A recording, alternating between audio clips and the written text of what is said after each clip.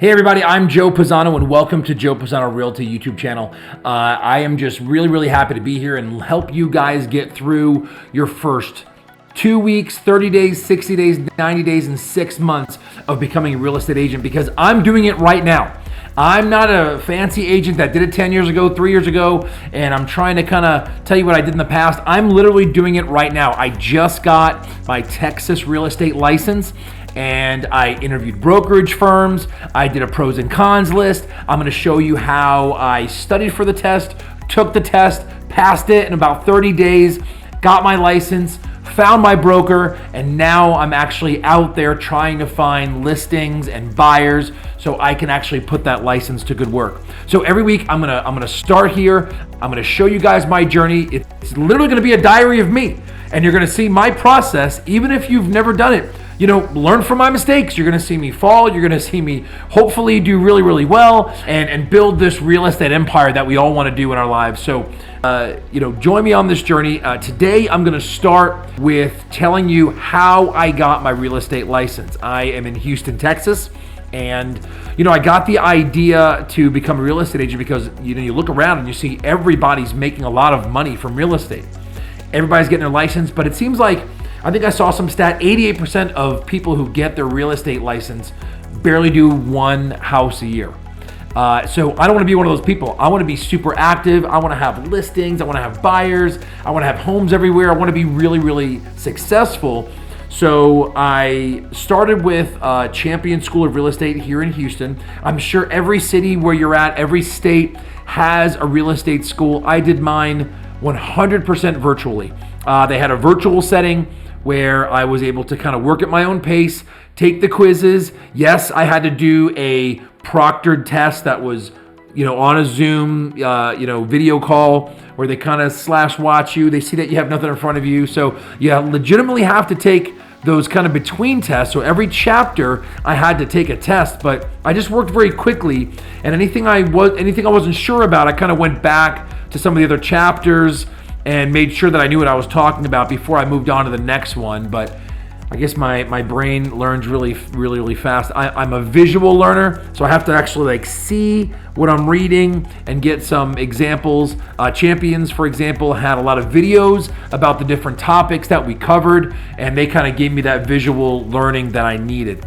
So once I took all of my classes and got through it, took me about 3-4 weeks to get through all of the classes.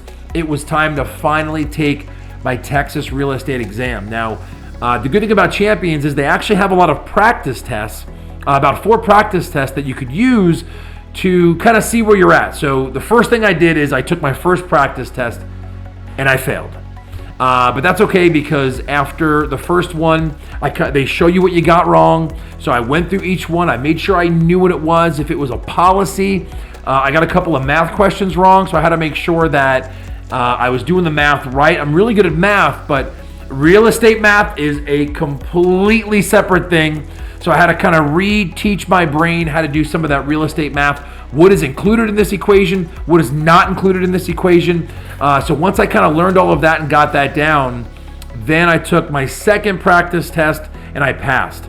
So I was feeling pretty good about myself. So I went ahead and scheduled my real estate exam. Now here in Texas, you have to take 2. You have to take the national test, which is about 80 questions, and then you have to take the state test, which is about 30 questions. Both of those tests add about 10 questions that aren't really scored, but they just add these extra questions onto the test, probably just for their stats and things. But anyway, so I think it's around 90 and 40 when you're actually taking the tests.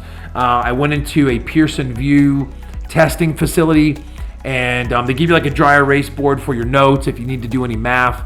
Again, I'm visual, so I have to write things down. Even on some of the basic questions, I was kind of writing down, some of the things. I would draw a house and point it to another house if I was trying to figure out maybe something about leasing or, encroachment, whatever.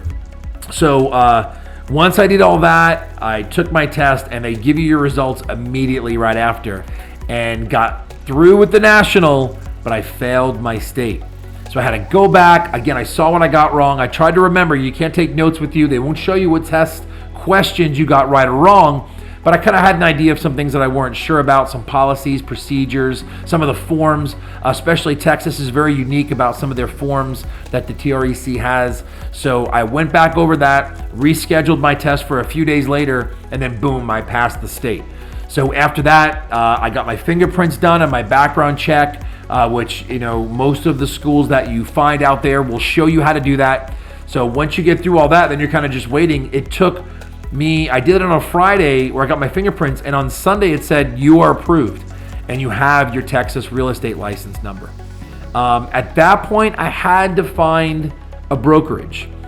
You know, I looked at Keller Williams. A lot of them will reach out to you. They know that you're about to get your real estate license. They know that you're going through the process. They can find that information. It's kind of free for everybody. So Keller Williams, Gary Green, Remax, and EXP. So just some of the brokerage houses that I interviewed with. A lot of them had pros and cons. The nice lady at Gary Green knew her stuff. They were very professional firm. They had a lot of good training. Keller Williams was great. Wonderful facilities, great training program, great mentor programs. The people were super, super nice. And again, a few others that I met with, but I actually ended up choosing EXP. I'll get into why I chose EXP on another video, but I'm just trying to get you to where I am right now. I went, I studied, took a class, took my test, interviewed brokerages, and then chose EXP as my brokerage. It's a whole thing in the metaverse. Yes, it's got a little MLM to it, but I kind of like that. I like the ability to build teams. I've been in sales for 25 years as like a regional director, VP of sales, and I love the chance of building a team. So I don't have to really do too much. I can just start building my team today, which is amazing. So that's one of the big reasons why I chose EXP.